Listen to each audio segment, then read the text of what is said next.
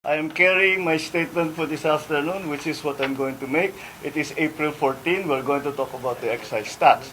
So this has been done today. And I challenge anyone who are saying that I am sick, that they come and exercise with me.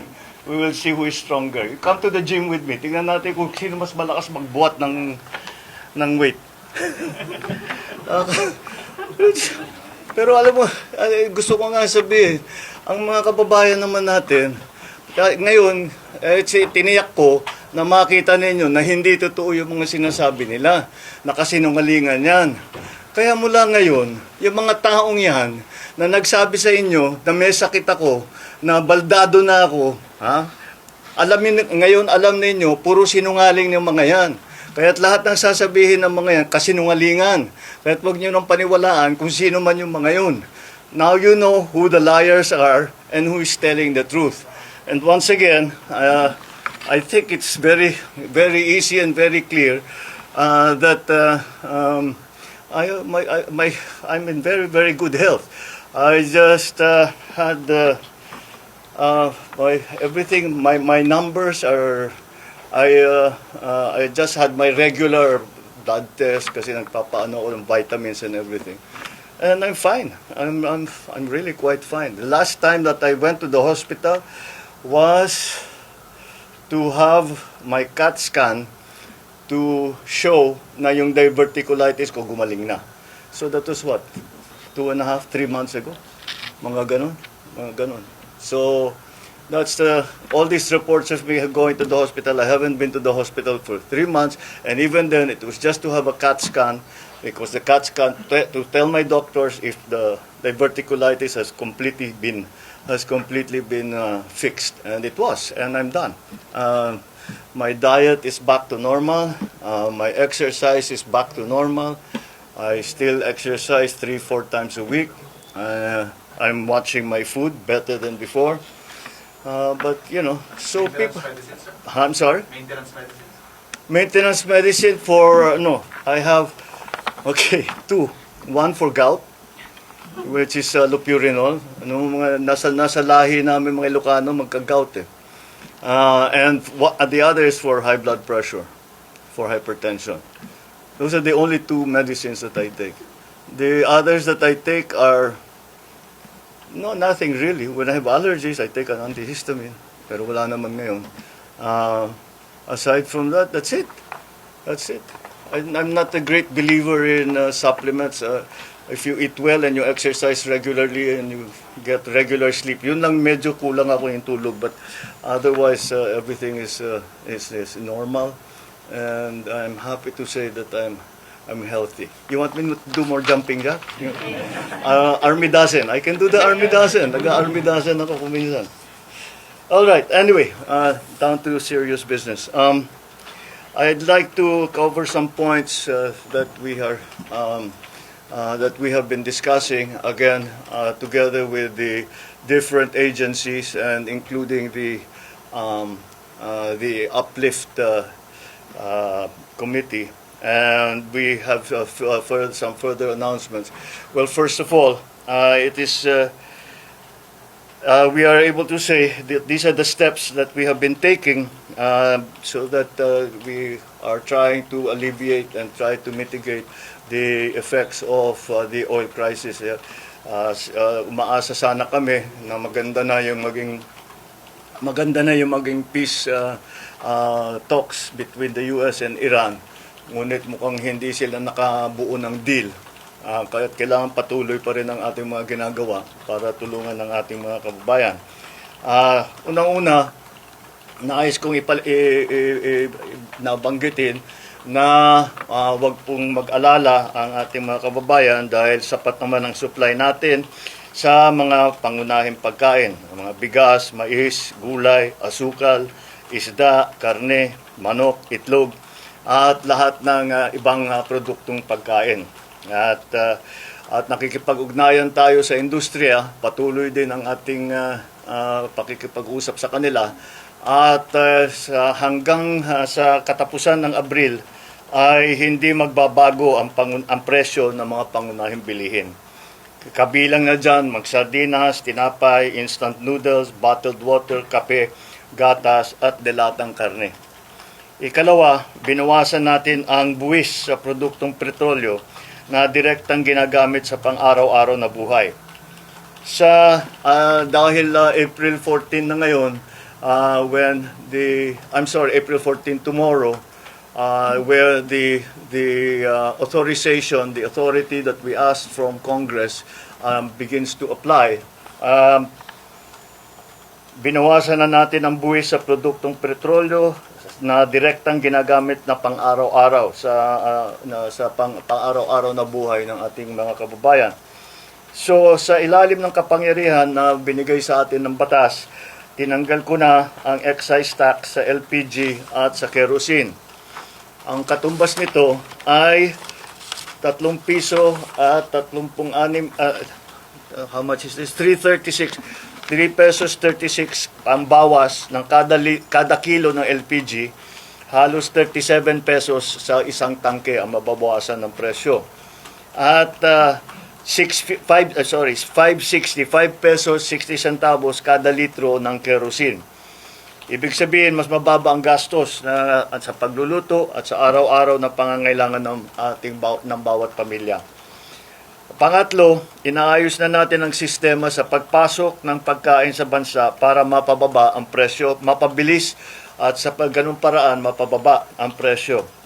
Inutusan ko na ang Department of Agriculture at saka yung Tariff Commission pababain ang taripa sa mga inaangkat na pagkain upang makatulong sa pagbaba ng presyo para sa ating mga namimili. Pero malinaw ang directive na ito. Hindi ito pwedeng gawing basta-basta. Bawat hakbang, malinaw ang proteksyon sa ating lokal na produksyon. Poprotektahan natin ang mga consumer, ang mga magsasaka at ng industriya. Yan ang ating hinahanap na balanse dahil everything, as you know, the economy is a complicated system. Kaya kung may gagawin ka sa isang bahagi, may epekto yun sa kabilang bahagi. Kasabay nito, pabibilisin na rin ang pagproseso ng mga permit tulad ng SPSIC, Certificate of Necessity to Import, para mas mabilis makapasok ang kinakailangang pagkain at mas mababa ang magiging halaga. Inalis na rin ang toll fee sa mga fish port upang hindi na ito makadagdag sa presyo ng ating mga pagkain.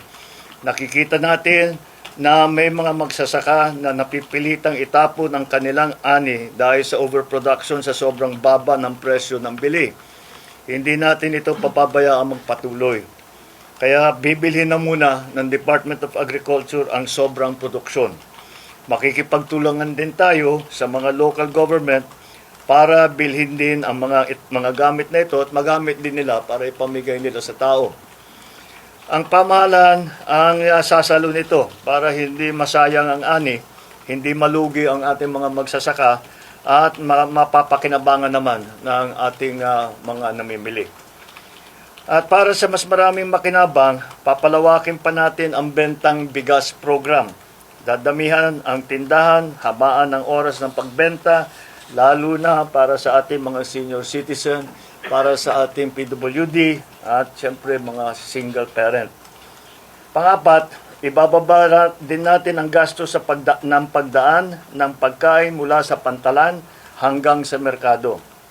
Sa Cebu Ports Authority, sa Subic Bay, binawasan o sinuspindi ang iba't ibang binabayad na mga fees at para ito ay maramdaman ng tao at kahit tumataas ang ibang produkto ay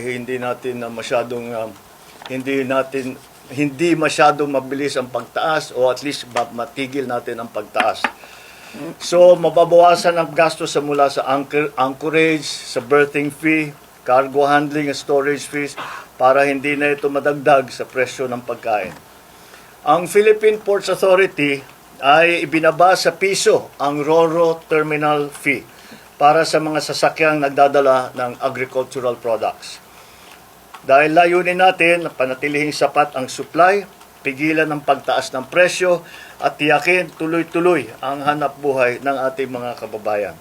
Hindi tayo titigil hanggang maramdaman ninyo ang tunay na ginhawa sa inyong pang-araw-araw na buhay.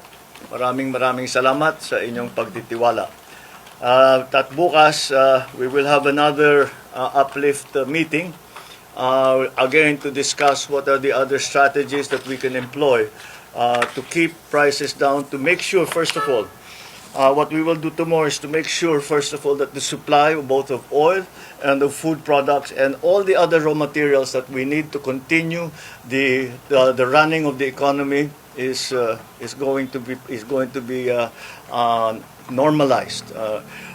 We, as I said, and one of the last press conferences I had, that it is very important that we watch the prices now. Oil we cannot do very much about, but we also have to we can make sure what we can look at and do that. That's why ito is centered dun sa presyo ng pagkain. All of these measures are mostly centered around the price of food, to keep the price of food down. The supply of food as well is also something that we think we can assure the public of, that maganda naman ang takbo so far ng ating sa agrikultura. Yun lang, yun na nga yun ang mga nakita nating report na yung mga inani na produkto na hindi na basta iniiwang na lang masira dahil masyadong masyadong mababa na ang profit, halos walang kikitain. Kaya since walang kikitain, dahil tumaas yung presyo ng lahat at ganun pa rin ang presyo ng pagbenta, ay iiwasan natin yon. Kaya naman para yung mga farmer natin, yung mga producers natin, ay meron din silang kikitain. Market worth, kailangan para tuloy-tuloy ang kanilang pag-ani, tuloy-tuloy ang kanilang pagtanim. Dahil yun na nga, yung ina-assure natin yung supply ng pagkain. Supply at saka presyo. It is the balance that we are trying to achieve because simple lang naman ito. Kapag it's the same as kagaya ng nakita ninyo sa langis. Kung masyadong babain ang presyo ng langis, ay sasabihin ng mga importer, hindi na kami kikita, hindi na kami mag-i-import. Masisira naman yung supply natin. Okay? It's the same thing. Yung mga farmers, sinasabi nila masyadong mataas na ang binabayad namin doon sa transportation cost, sa lahat ng mga iba't ibang cost. At mababa pa rin ang presyo ng pagkain ng kanilang ani. So hindi na sila kikita, kaya hindi na binababa. Hindi na dumadating sa merkado yung kanilang produkto. Kaya aayusin natin yan. We will continue to support the farmers, but we will also keep the prices down. The gap that we have to close will be closed by government. It will be government funds that we will have to use. We will have to take funds from other projects, other programs to make sure that